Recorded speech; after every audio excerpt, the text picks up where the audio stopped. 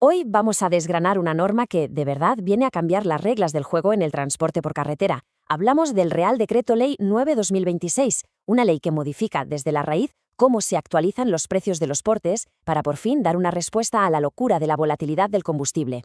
Para entender el porqué de esta ley, hay que quedarse con esta cifra, un 30%. Ese fue el brutal incremento en los costes de explotación que tuvieron que afrontar los transportistas. Una subida, como es lógico, que generó una situación totalmente insostenible y que pedía a gritos una respuesta de peso. Y esa respuesta no es un simple parche temporal. Ojo, que esto es crucial. El Real Decreto Ley 9/2026 no se diseñó para salir del paso, sino como una solución permanente, estructural, para resolver un problema que venía de muy lejos, pero que con las últimas crisis energéticas se había vuelto insoportable. Muy bien, pues vamos a meternos en faena. Este va a ser nuestro recorrido. Primero, entender la crisis que lo originó todo. Después, analizaremos la respuesta legal, el RDL 9/2026 y su nueva fórmula. Veremos cómo se aplica esto en el día a día, en contratos y facturas. Hablaremos de las nuevas herramientas de protección, como las sanciones y de las claves para Canarias. Y terminaremos con unas recomendaciones muy prácticas. Empezamos. El Real Decreto Ley 9/2026 es básicamente la intervención del Gobierno para poner un poco de orden y dar la estabilidad que tanto necesitaba el sector. Y aunque hablamos de una ley para toda España, para que funcione de verdad en cada sitio, el papel de las organizaciones sectoriales es fundamental. Aquí, por ejemplo, es clave el trabajo que hacen la Federación de Empresas de Transportes de Canarias, la FEF, y su asociación ASEMTRA. Son ellas las que están guiando a los transportistas de las islas para que puedan aplicar bien esta nueva normativa, que como vemos es decisiva. Los objetivos de la norma son clarísimos. Primero, crear esa solución estructural de la que hablábamos. Segundo, y esto es muy importante, hacer que la actualización de precios sea obligatoria e irrenunciable. No se puede pactar en contra. Se busca también que todo sea transparente, que el cliente vea el ajuste reflejado. Y, por supuesto, proteger jurídicamente al transportista. Vamos ahora al corazón del cambio, a la herramienta matemática que lo hace todo posible, la nueva fórmula para calcular los precios. ¿Y qué hace que este sistema sea tan diferente a lo que había antes? Pues la clave está aquí, en una nueva fórmula diseñada para ser dinámica, para moverse y responder a los vaivenes del mercado casi en tiempo real. Pues aquí la tenemos. Esta es la fórmula que desde que entró en vigor el decreto es el estándar obligatorio para calcular la variación del precio. Todos los contratos, sin excepción, tienen que regirse por ella. A ver, que no asusten las letras. Vamos a desglosarlo. Delta P es simplemente la cantidad que hay que ajustar en el precio. G es el peso que tiene el combustible en el coste total. Y aquí hay un avance histórico. Para el transporte pesado sube del 30% al 40%. P es la variación del precio del gasóleo. Y aquí llega la gran novedad, la C, un coeficiente dinámico que cambia según el precio del gasóleo. Esto permite que la fórmula se adapte sola a si los precios están por las nubes sin necesidad de más reformas. Bien, ya tenemos la teoría.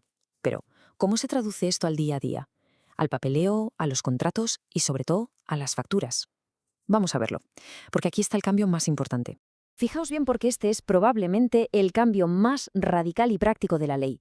Antes, en un contrato continuado, había que esperar hasta 3 meses para actualizar el precio. 3 meses, eso se acabó. El punto clave es que la actualización ahora es obligatoria en el momento de facturar. Y además, tiene que aparecer como un concepto separado en la factura, bien visible. Ya no se puede esconder en la letra pequeña del contrato. Cualquier pacto que diga lo contrario es nulo. Es muy importante distinguir entre dos situaciones. Si es un porte único, un solo viaje, la obligación de revisar el precio solo se activa si la variación del combustible es del 5% o más. Sin embargo, para los contratos continuados, que son lo más habitual, la revisión es automática. Hay que hacerla como mínimo cada trimestre. Da igual si la variación llega a ese 5% o no. Para que los cálculos sean iguales para todos, la ley establece una única fuente oficial, la publicación semanal de precios del MITECO. Y una regla clave a tener en cuenta ahora mismo. Por las medidas fiscales temporales, hasta el 30 de junio de 2026, el precio que hay que usar como referencia es el PAI, el precio antes de impuestos. Claro, una ley está muy bien, pero si no hay un mecanismo para hacerla cumplir, se puede quedar en papel mojado.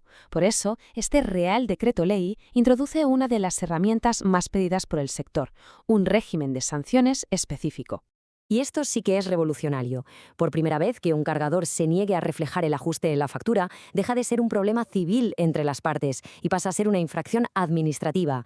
Esto le da al transportista herramientas de defensa reales y efectivas.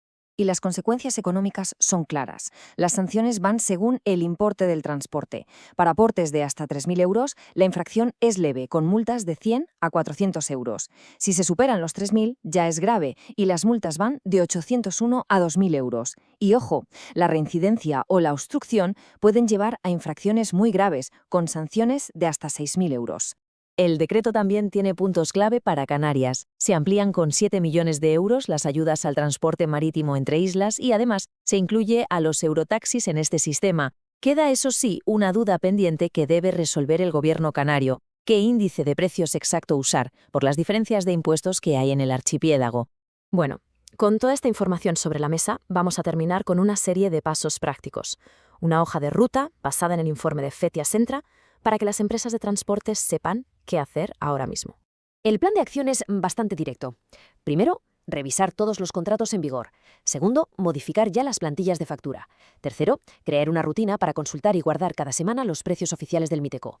Cuarto, ser muy meticulosos guardando todas las comunicaciones, correos, albaranes, todo, para poder demostrar una infracción si ocurre. Y quinto, para las empresas en Canarias, estar en contacto con sus asociaciones y con el gobierno para aclarar esa duda fiscal pendiente.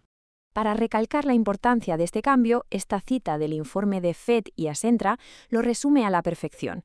Es la primera vez que el legislador tipifica la oposición del cargador, dándole al transportista herramientas de defensa administrativa. Ni más ni menos. Todo esto nos deja una pregunta final para reflexionar.